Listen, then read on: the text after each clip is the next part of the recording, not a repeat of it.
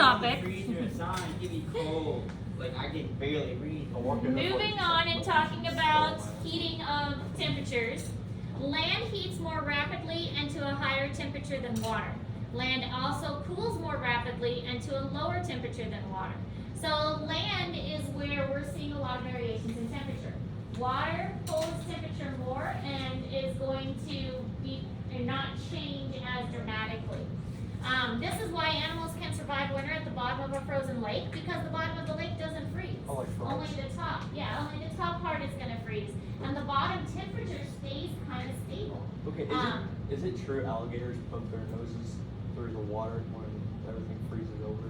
They're going to have to, because alligators do have to breathe. If they do not truly go into hibernation, then they have to have some kind of breathing source. Amphibians can survive because they breathe through their skin a little bit. But if it's an animal like a reptile that lives in the water, they only breathe through their lungs, so they are going to have to poke their nose through to breathe. But most of the time, reptiles like that, like alligators, they're going to live in warmer places that don't freeze. Like a museum. Yeah. So like, do they just like hold their breath underwater? Yes.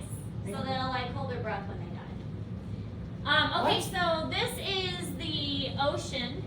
And you can see if we're looking at temperature variation, 0 degrees Celsius, so that's really cold. Here at the shore, it's 4 degrees Celsius, and here it's 7 degrees Celsius. So it's obviously a big difference. Even though the water may feel cold, the water would actually be warmer than the air temperature. The difference is once you get in the water and it surrounds your body, then and then you get out and you're exposed to the atmosphere around you, that's going to evaporate, and that's going to cause your temperature to drop significantly. Anytime you get wet, it makes you feel colder, even though the water itself isn't quite as cold as the surface. So this shows just kind of how it all works. So we have the sunlight striking the Earth's surface, and it evaporates a little bit, but there's a lot more evaporation that is taking place off of water instead of land.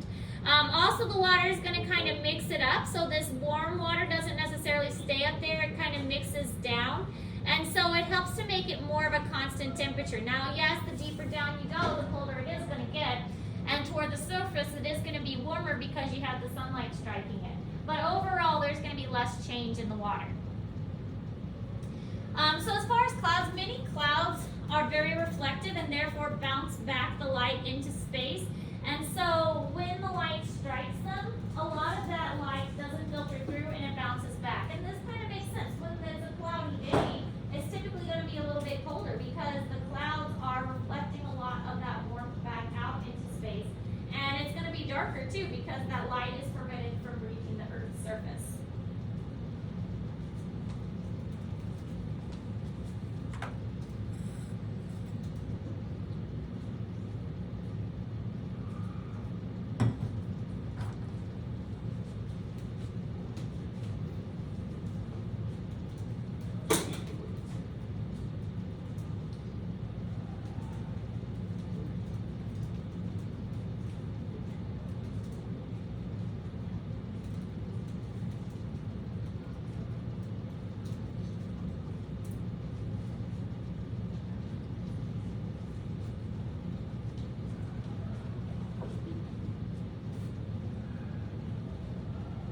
Okay, so here's just, I'm sorry. that's all right.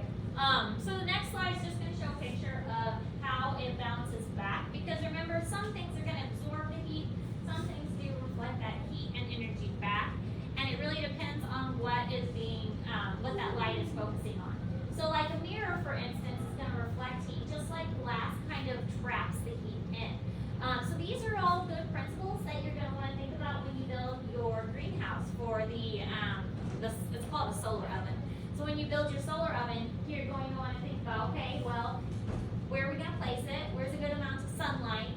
Is the sun going to strike it in the right way? How can we keep more energy in and make it so that the energy is not escaping?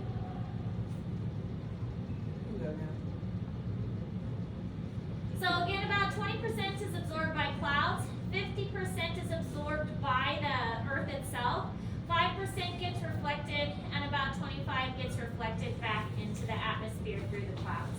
So some heat does get absorbed, a lot of it does get reflected though.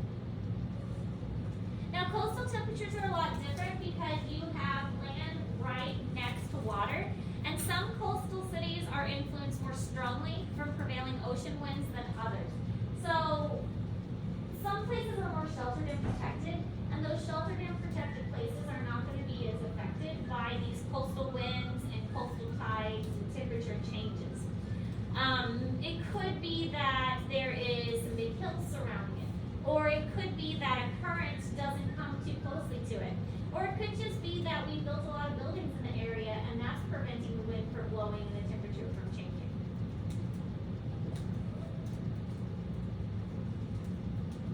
The location of the coast in general, so if it's further north or further south, then it's going to be colder, but if it's toward the equator, then it's going to be warmer.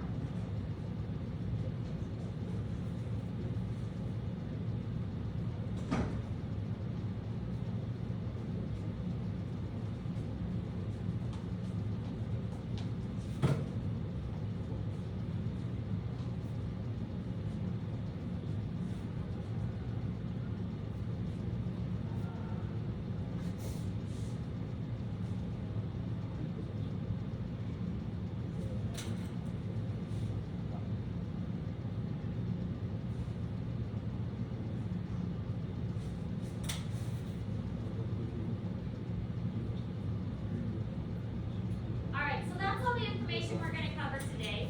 Mostly talking about weather and temperature in general. This does play off of our talk about how light is reflected and the greenhouse gases and things like that that we talked about yesterday. So for today, you are going to begin the process of working on your solar oven.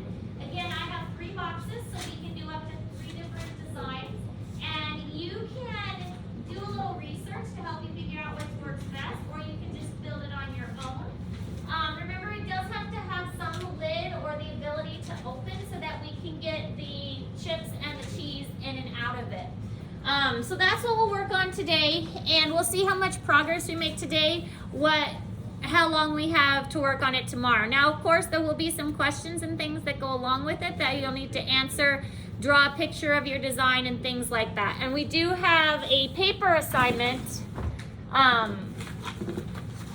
with information that will go along with it. So I will pass out this paper assignment so we will be able to get started. Questions?